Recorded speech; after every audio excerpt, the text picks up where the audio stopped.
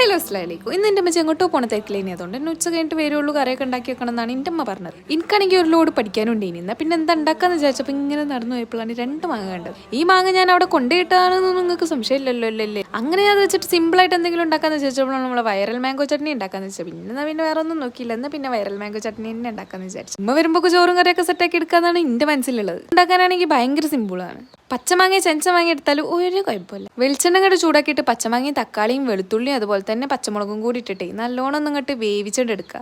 തക്കാളിൻ്റെ തൊലി ചെറുതായിട്ടൊന്ന് പൊന്തി വരുമ്പോൾ തന്നെ നമുക്കിതൊക്കെ പാടെ എന്താ മിക്സിയിൽ എടുത്തായിരിക്കണം. ഇതിന്റെ തൊലിയൊന്നും ഇടരുത് കേട്ടോ. ഇത് വഴറ്റുന്ന സമയത്ത് തന്നെ ഉപ്പും മുളകും പൊടിയും കൂടി ഇട്ടിട്ട് വഴറ്റണേ. ഇനി ഞാൻ മറന്നുപോയി. പിന്നെ ഇതൊക്കെ പാടെ മിക്സിയിൽ ഇട്ടിട്ട് മല്ലിച്ചപ്പും ഉള്ളിയും കൂടി ഇട്ടിട്ട് നിക്ക് ഇതൊന്ന് തൂമിച്ചെടുക്കണം. അല്ല അത് നിങ്ങൾ പോയി മിക്സിയിൽ അരച്ചോളി, കുഴപ്പമൊന്നുമില്ല. മുളക് പൊടി ഇടാൻ മറന്നുകൊണ്ട് തന്നെ ഞാൻ മിക്സിയിൽ കുറച്ച് മുളക് പൊടി ഇട്ടിട്ട് അങ്ങനെ ഉണ്ടാക്കി വെച്ചതാ. നിങ്ങൾക്ക് വേണമെങ്കിൽ അത് വഴറ്റുന്ന സമയത്ത് തന്നെ മുളക് പൊടി ഉപ്പൊക്കെ ഇടാട്ടോ. ഇതാകുമ്പോൾ പിന്നെ ചോറിന് വേറെ ഒന്നും ഉണ്ടാക്കും വേണ്ട, സമയം ലാഭിച്ചു. അപ്പോക്കെടാ.